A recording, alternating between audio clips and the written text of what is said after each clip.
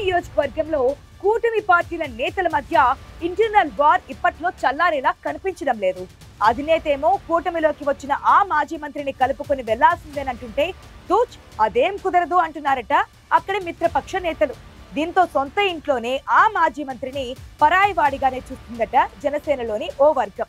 దీంతో కూటమి నేతల మధ్య విభేదాలు చిలికి చిలికి గాలివానలా మారుతున్నాయట ఆ నియోజకవర్గంలో.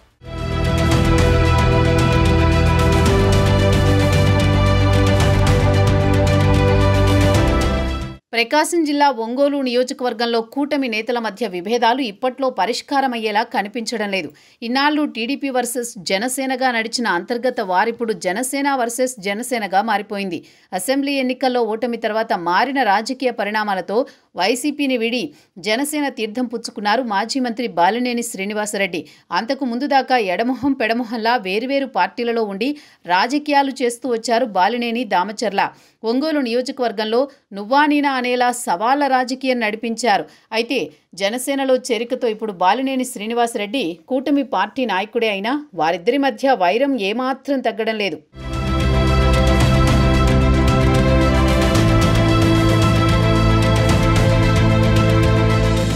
మాజీ మంత్రి బాలినేని జనసేనలో చేరడాన్ని తీవ్రంగా వ్యతిరేకించారు ఒంగోలు టీడీపీ ఎమ్మెల్యే దామచర్ల జనార్దన్. ఇదే సమయంలో బాలినేని శ్రీనివాసరెడ్డి జనసేన పార్టీలో చేరిన తర్వాత ఒంగోలులో జనసేన క్యాడర్ రెండుగా చీలిపోయింది. వీరిలో కొందరు ఎమ్మెల్యే దామచర్ల జనార్దన్తో కలిసి ఒక గ్రూపుగా జతకట్టగా మరికొందరు బాలినేని శ్రీనివాసరెడ్డికి మద్దతు ఇస్తూ మరో గ్రూపుగా ఉంటున్నారు. బాలినేని జనసేన పార్టీలో చేరే సమయంలో ఆయన అభిమానులు ప్రధాన కూడలలో ఏర్పాటు చేసిన ఫ్లెక్సీలలో బాలినేని పక్కన దామచర్ల ఫోటో పెట్టడాన్ని టీడీపీ శ్రేణులు వ్యతిరేకించాయి.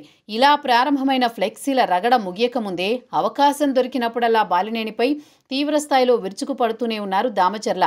డిప్యూటీ సీఎం పవన్ కళ్యాణ్, హరిహర వీరమల్లు ఫ్లెక్సీలు ఏర్పాటు, సినిమా రిలీజ్ సందర్భంలోనూ ఒంగోలు కూటమి నేతల మధ్య వివాదం నడిచింది. అయితే దామచర్ల బాలినేని మధ్య విభేదాలకు చెక్ పెట్టేందుకు పవన్ కళ్యాణ్ ప్రయత్నాలు చేశారు. ఇటీవల మార్కాపురం పర్యటనకు వచ్చిన జనసేనాని కూటమి నాయకులు పార్టీలోకి కొత్తగా వచ్చిన బాలినేనిని కలుపుకుని పోవాలని సూచించారు.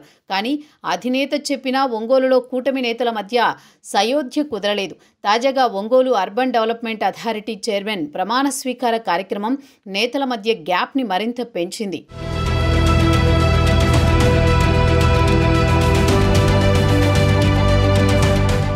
జనసేన పార్టీ ఉమ్మడి ప్రకాశం జిల్లా అధ్యక్షుడు షేక్ రియాజ్ ఉడా చైర్మన్గా బాధ్యతలు తీసుకుంటున్న అధికారిక కార్యక్రమానికి సొంత పార్టీ నేత బాలినేని శ్రీనివాసరెడ్డికి ఆహ్వానం పంపకపోవడం ఒంగోలు రాజకీయ వర్గాల్లో చర్చనీయాంశంగా మారింది. జిల్లాకు చెందిన టీడీపీ, జనసేన పార్టీల కీలక నేతలంతా హాజరై ఎంతో అట్టహాసంగా రియాజ్ పదవీ స్వీకార కార్యక్రమాన్ని నిర్వహించారు.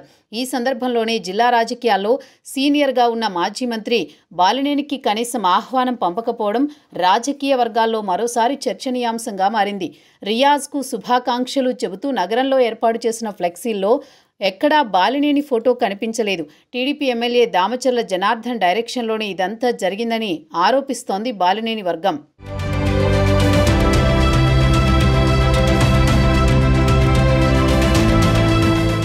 దామచర్ల జనార్దన్ కృషితోనే తనకు ఉడా చైర్మన్ పదవి దక్కిందని భావిస్తున్నారట ప్రకాశం జిల్లా జనసేన పార్టీ అధ్యక్షుడు రియాజ్.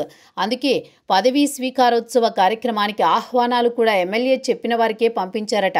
మిత్రుడి శత్రువు తనకు శత్రువే అన్నట్లు సొంత పార్టీ నేత బాలినేనికి కనీసం ఆహ్వానం లేకపోగా ఫ్లెక్సీల్లో కూడా ఎక్కడ ఆయన ఫోటో లేకుండా జాగ్రత్త పడ్డారట. మరోవైపు ఈ కార్యక్రమానికి బాలినేని వర్గంలోని నేతలకు కూడా ఆహ్వానాలు అందలేదు. పార్టీ కార్యక్రమంలో తమను పక్కన పెట్టడంపై బాలినేని వర్గం నేతలు ఆగ్రహంగా ఉన్నట్టు తెలుస్తోంది. ఇదే సభలో టీడీపీ ఎమ్మెల్యే దామచర్ల జనార్దన్ ఎన్నికల తర్వాత జనసేనలోకి వచ్చిన వారికి అంత ప్రాధాన్యం ఇవ్వాల్సిన అవసరం లేదంటూ పరోక్షంగా బాలినేనిని ఉద్దేశించి చేసిన విమర్శలు ఒంగోలు రాజకీయాల్లో చర్చనీయాంశంగా మారాయి.